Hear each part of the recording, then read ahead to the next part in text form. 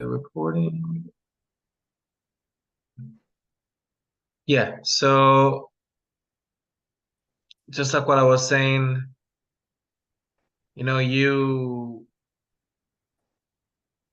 from what I'm seeing and the way you told your story and how you resonated with my story, and it's like doing 1+1. You're really destined to do great things here. And regardless what you think you've done in your life so far and how much you want out and to reunite, it's just because of the capacity of the amount of light that your soul has inside of it. And like I said, a lot of people sometimes, if they don't see it in their lives, they don't believe it.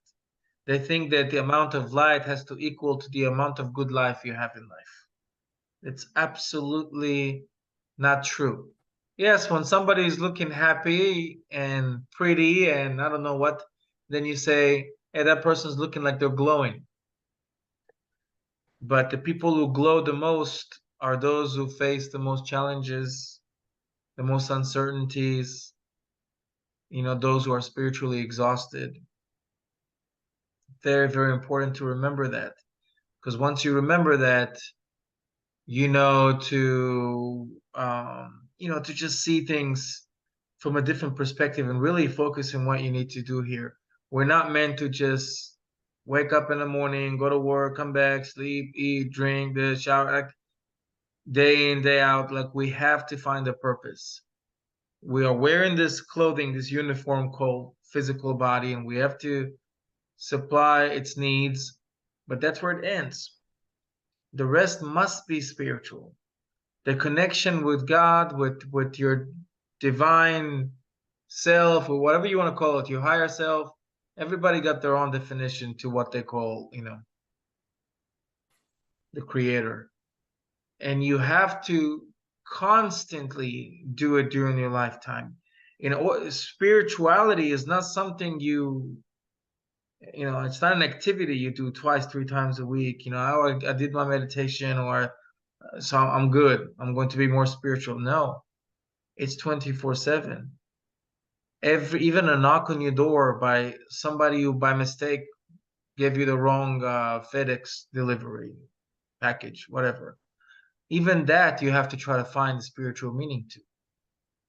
Even a chirp of a bird that you heard louder than usual outside when you went out, which to anybody should be meaningless. But for you or anybody who wants to be spiritual, you have to find out why. Everything you encounter, you have to look that this is all happening for you. And it's for everybody else individually, like the whole life. It's from first person view. Everything is happening to you and for you because you're there. And it's testing your reactions. So it's really, really important to remember that and live your life like that. Give a spiritual interpretation to everything that's happening in your life. So I try, but I really feel like, what do? I have the COPD, so I can't walk too far without getting totally out of breath. So I don't necessarily even go to church anymore. I'll watch mass on TV. I don't meet people because I'm not out there. I feel like I'm not fulfilling what I need to do.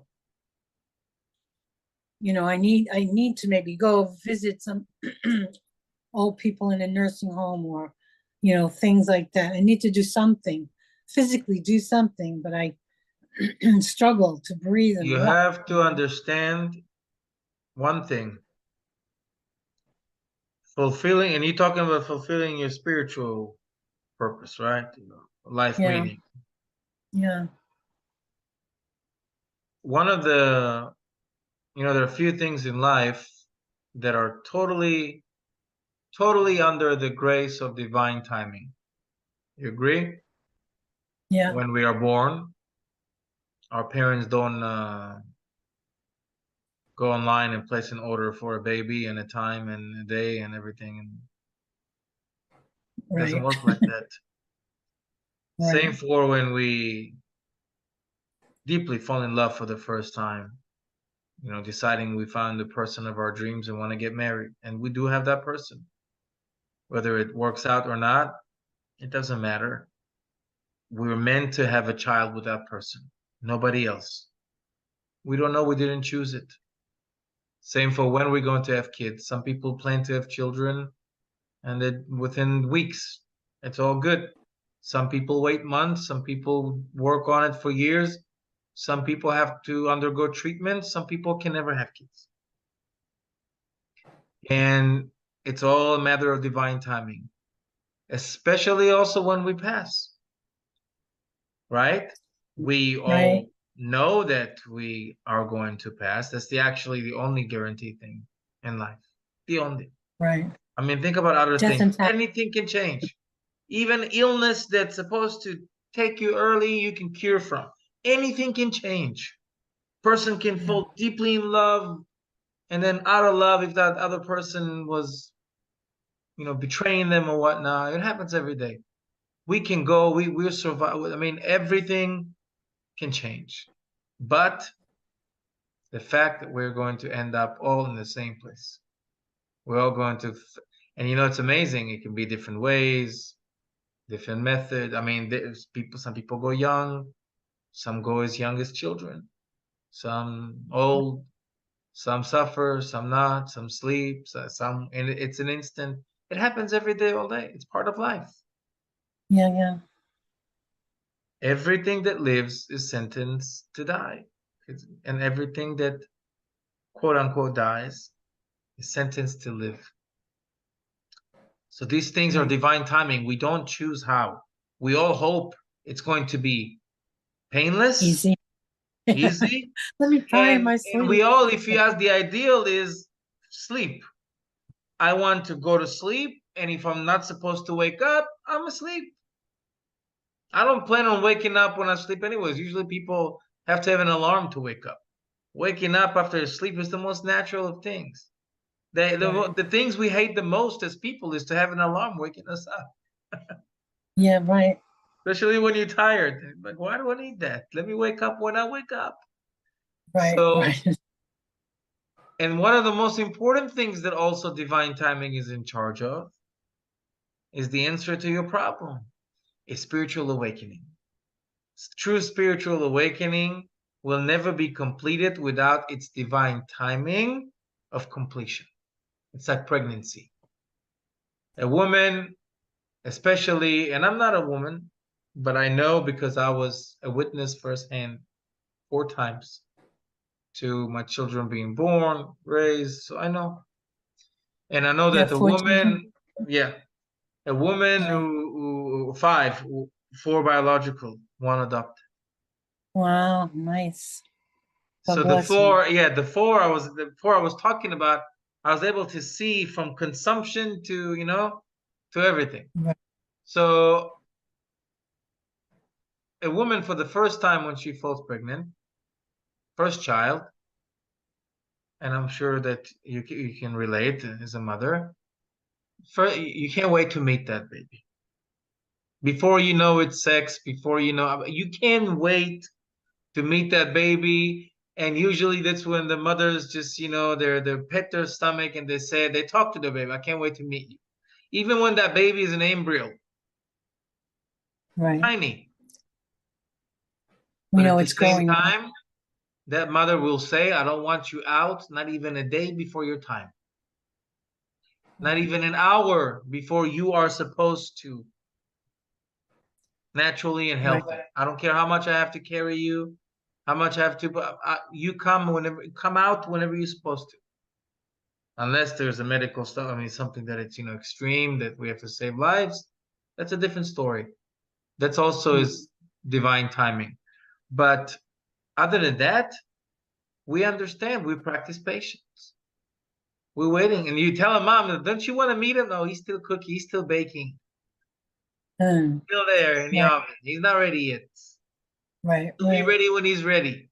That's the answer. Everybody says universal. He'll be ready when he's ready. We practice divine timing. Same Right. for healing. Same for, you know, we pray for a miracle. We have to believe that the miracle will also come in a timing. And the miracle will be sweeter if it's in more of a perfect timing. When you're more on edge and you are saved, it tastes way more sweeter than when you could save yourself, but then somebody else saved you. Different story. Yeah. Same thing, same action, different situations. So you must understand that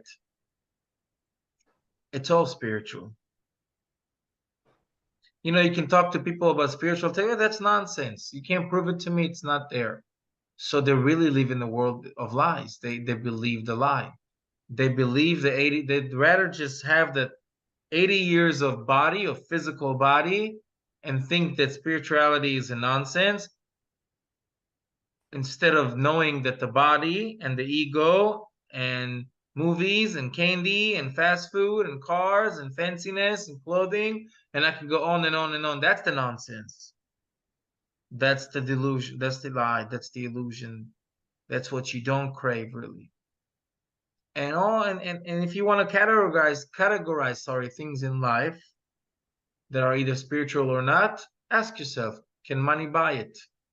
Can money buy my love for my children? Can money buy this? Can money buy that? And then you'll know. Can somebody Right. buy my loyalty away? Probably not. And you know that these things are spiritual, these values. And when, somebody can be kind to you in a way that no money can be equal to that. Or somebody can do something for, and we don't need to even think about putting ourselves in these situations to practice kindness and to know that we have a soul. But it's a lifestyle that you have to align yourself with. When people said soul alignment, it's not that your soul needs alignment. Your soul doesn't need any alignment. It's not limited. It cannot be disaligned or not aligned. It's your body who needs to be aligned with your soul and not the other way around.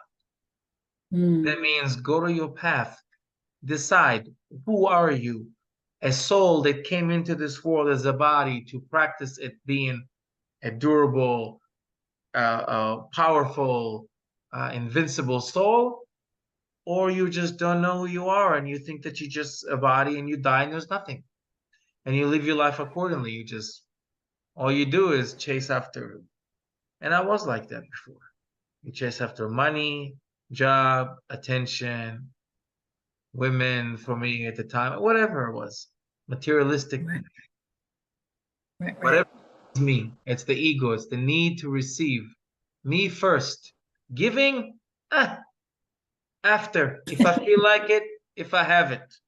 And most of the time it was no, even if I did. And I wasn't a bad person, but what I'm trying to say is that I was completely following my body journey. Though deep inside I knew that there was more, but I denied it. I was in denial until the spiritual awakening. But I had to be divorced twice. I had to go through what I had to go through, and medical stuff, and financial, you name it. Life has presented me with almost every challenge possible, including almost losing my life in the car wreck, or losing my life. And it only made me stronger spiritually. Yeah. If it wasn't for That's really that, I would still be asleep. you you said that the body, the spirit of whoever, this higher soul or whatever, came into your body, right? And but your body is the same and had no scratches or no broken fingernail or none of that. Nothing. It's crazy. So you also said something about a hybrid. So when you're a hybrid, you got a piece of both. Do you think that the old Mike is still there with the new soul? Now let me tell you. Remember in the beginning of our conversation before, I told you that since that Alex Ferrari conversation, I've woken up even 1,000 times over, spiritually speaking. Right. And when I say woken up, it's waking up to the reality, to the spiritual reality of what happened. the walking souls, or what they call as walking. And again, I don't even like to anymore label my experience with terms, with titles, with something that it's coming for other people, because then it doesn't make it my experience anymore. I like to talk about the insights that came out of it. The other soul that came in was not a foreign soul. Therefore, you get to keep your memories. Therefore, you get to keep your body, your name. So there's no point. If it had to be a foreign soul, it would be in a foreign body. I would be born again, or it would just possess a different body, and I would be not keeping my memories. I would just be somewhere else. But it's because our soul is limitless as a soul. Like I told you, it's only limited when we are in this body. When we are a soul, we're everywhere. You turn a light like the sun. When the sun rises, it rises everywhere instantly. It doesn't take time. That's what the speed of light is. What's the amount of time it takes the sun to just shine everywhere? You can't measure it. It's the speed of light. And we are everywhere. So what I was trying to say is that, I used to limit myself all the time when I had troubles, but then because I didn't realize, like, when it rains, it pours type things. And I'm thinking Right. about these moments now, and just going back there, and life threw me to the most unexpected places, to meet the most unexpected people. And then looking back, I realized that I was helping them. Why am I saying this? So as a soul, you're limitless. So only here we're limited, but at the same time, we live in other lifetimes. When people say past life, why do we call it past life? Because we are used to time. Like we can only define, it can't be this life because we are here now. It has to be past life. It can't be future life because we're not in the future. So it must be past life. Now, there's no such thing. It's the same time life. We live in so many lifetimes, quote unquote, or dimensions at the same time. All linear. Yeah, and some are higher consciousness, so some have higher knowledge. So what I'm trying to say is that a fragment of our soul is here. But when we think about our inner self or higher self, they're not physical places, they're really just spiritual consciousness. We are connected to God with a spiritual, invisible umbilical cord. And the divine light is the placenta. And we get nutrients from that. We get food from that. We get life, oxygen, everything from it, spiritually speaking. So what happened to me was simply an exchange. The higher version of myself came from a parallel life and aligned me. It's like changing the batteries, but putting same batteries, just working ones, charged ones, knowing what they're supposed to do, not chasing after money and after this and mistakes and just following somebody because you're attracted to them and you want to get married, and you know what I mean? Like living a life of just following your physical needs. And then, and it's the same person, but all these bad habits, spiritually speaking, were gone. More knowledge came in. It's like I still am downloading knowledge every single day.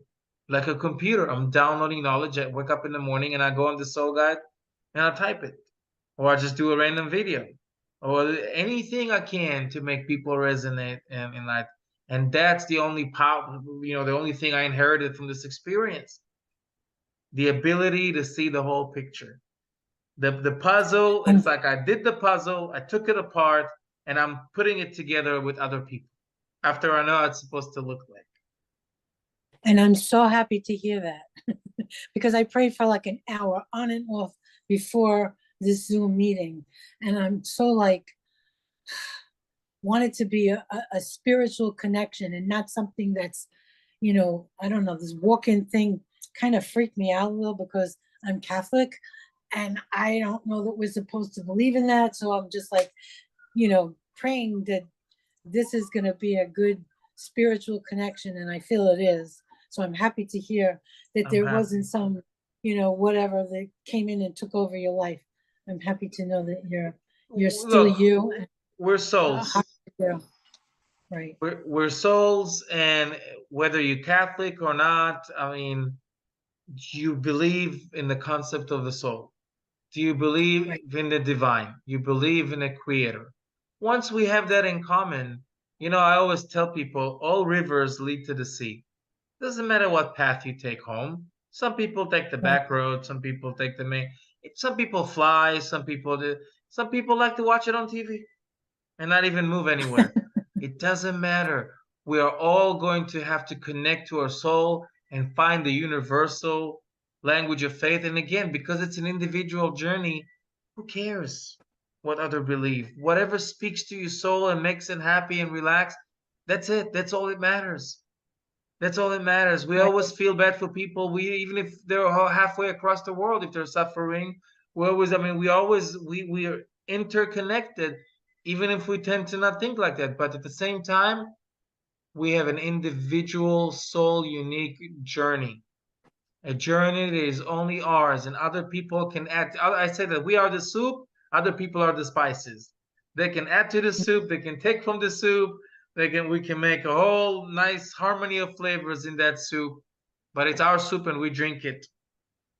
Whatever we right, bring into it, it's up to us. Whatever it's right, around it, it's up to us. The flavor we put into it, it's up to us, but it's our soup. Somebody else on the other burner has their pot boiling with their soup. right, right, All we have to do is just be there for each other like that, and try to practice unconditional happiness, hope. Don't say, "Oh, nothing works. I can't wake up yet, or I can't find myself." No, it hasn't happened yet. I can't wait. I'm looking forward to it. I know it's coming. I know it's right, coming. When we have our youth and innocence still, we always pray to find the woman of our lives or the Prince Charming. We dream about that. We manifest that. We all want, we've all been like that before. In high school, we just think about that, like being in love. We manifest it. We never say like, "It'll never happen to me. It'll never happen to me. I'll never." We don't ever. We're dreamers in that age. We want to take over the world. And somewhere along the way, when life is tough, and when we already like been through the circle and had kids and done this and did that, and we kind of like just want things to go fast and quick. But this is where you find you the most enlightened. In moments like this, you need to push even more on the spiritual. Like you have to, Sarah, the biblical Sarah, Abraham's wife, gave birth to Isaac when she was almost 94 years of age, and she was laughing when it happened. It's like, I didn't even believe that I could have had kids. And now you're giving me a child when I'm in my mid 90s. But it's still right, funny. I still accept it. Hey, I wasn't complaining. It happened when it was right, supposed to happen. And that's what you should do as well, dear Janet. Not that you're a complainer, but I'm saying, hey, be like, I'm going to work on myself. I'm not stuck. I'm just camping out right now. I'm regrouping. I'm reborning. I'm like it's a spiritual, it's a rebirth. It's like right now you're in the womb. Sometimes if you feel static, it's just because you're growing. You need more. You need to grow more. You need to develop more. And then you'll meet a challenge in your life that it's going to be just like childbirth, active labor. It's going to be challenging and uncertain, and maybe scary at times, and exciting at the same time, and painful. But after that, it'll be personal salvation. So we all are going to have to hit that part in life, and we all hit that. It doesn't matter if we have money or not. It doesn't matter if we're connected or not. We're all going to have that moment in our life where a loved one is passing or somebody's sick, and we can't help them. We watch them suffer. Everybody get different challenges or something with our kids that is not okay when they grow up, or they had a divorce, God forbid, and we also feel their pain. There's always challenges, but you have to accept them from a place of love, of wanting to learn, of knowing, hey, it's temporary. Tell yourself it doesn't last forever. What's the worst that can happen to me? I'm here as a guest in this world, and I have to pass all my tests. And I promise you that you'll find a lot of enlightenment. So, how old are you? Because you look like a baby, I'm and you have 42. five I'm children. 42 years old. Okay, well, so you're like my middle child's age. Um, and what month were you born? Because you said that you feel very intuitive and you feel people's pain. I also feel that, and I thought it was a Pisces thing because I'm Pisces, you know, not that that means September. anything. I was born in September. September. Yeah. Okay, so my daughter is born in September. Okay, that's nice. I just those curious things I wanted to know. That's fine. That's fine. You still remind me of my son Joseph. You know, I love looking at your face. He's Thank in you. Florida, and we only get to speak to, you know, he'll call me on his way home, and that's all I ever get to speak to him. And maybe met both of his children when they were babies. They're like 7 and 8 now, or whatever. I haven't. Actually, I think he might be your age. No, I think he just turned 40. Yeah, so You should try your best to establish a connection. Work on getting to see him or go that yeah, path. Sometimes that's what needed. You need to fill gaps, you know. Yeah, he came last January to see me, wants me to come. I don't necessarily want to fly right now. I feel like I can't even drive recently because of these headlights coming at you. I get so Yeah. disoriented, you know. I Yeah. mean, maybe I'm making myself feel older than I mean, I'm 74. I'll be 75 in March. I just feel like ancient, you know, like my eyes are going. You manifesting, but you're manifesting it too. Look, you have to understand. You keep talking about my smile, and I appreciate it. And but I'm tell you something about your face. I see people as lights. I told you, and I just see something on their face, and it's almost like level of illumination that indicates what that soul is capable of doing. And you have great power, like many other old souls, of manifestations, meaning what they speak, what they think, what they really convince themselves and believe themselves, they manifest. They make a reality. If you tell yourself, I feel old, broken, they're stuck, well, it's happening. You do the other way, like I told you, it's going to happen. So you have to understand, you can be your best friend or your worst enemy. Worst enemy. Yourself. I constantly try and keep positive. You know, I'm just the facts are I'm getting older and my eyes are not great. But I try and turn things around all the time. Look, I constantly tell my body, thank you, Jesus, for healing me, for keeping me whole every day, all day. To end things up and assist you from what I'm feeling now on the psychic level, okay? I usually don't share any psychic things with people I talk to because I talk to their souls. They're usually high souls themselves, and we don't really engage in psychic sessions. However, I'm going to tell you, you are the fact that you also talked to me and said, and in the beginning you gave me that background of how you watched me 3 times speaking, and you told your housekeeper, and you that's a good step. That's a good first step in the right direction that you took spiritually, and that's what I'm feeling. And I'm going to ask you for something that, you know, if you say no, that's totally cool because we didn't mention anything too personal here in this conversation. To even share, you know how I do lives in my page and stuff, to even share these conversations that I had with you in both recordings, if you want, of course, to enlighten other people. Because I think that there are a lot of insights out there, and people can, I think that people will benefit a lot from your light. And I think that maybe this is also something that can give you lots and lots and lots and lots and lots of blessings and opportunity to touch many people just being part of this conversation, because it talks to a lot of people. And of course, if you want, and I can with no problem put it there.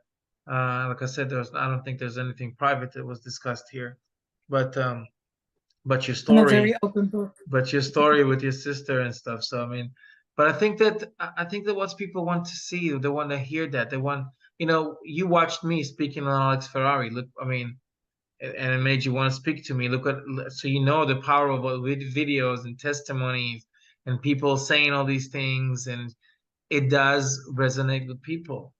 And resonate, it doesn't just like, oh, you know, it's cool and they enjoyed it, but it speaks to their souls. It makes them change. It makes them read the Bible more, like you said earlier.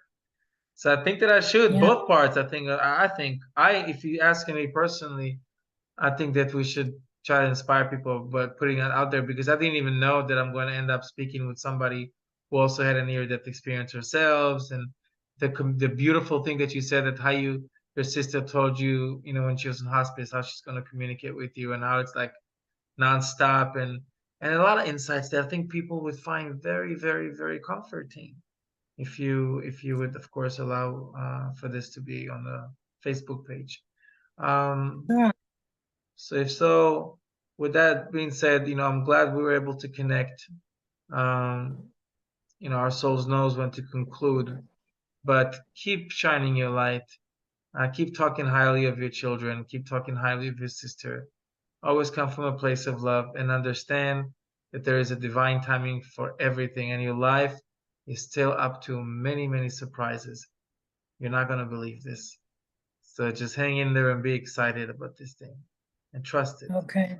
Take the back seat. Time to take the back seat. Don't make any driving. Literally, you know, now spiritually, take the back seat and enjoy the ride. Roll down the window, enjoy the view. And the fresh air. Yes. Don't worry about making too many decisions, okay? Okay. It's been I pleasure talking to appreciate you. it. No Yeah, problem. same here. How do I donate now? Well, I don't talk about this stuff. You can talk to Lisa. That's if people want. I Okay. keep it spiritual.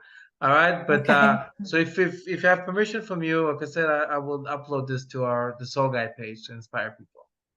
Sure. All right. Great. Thank you so much. Thank you. And all Thank you righty. so much. Thank you. Have a good Bye-bye. one. Okay, You bye-bye. too.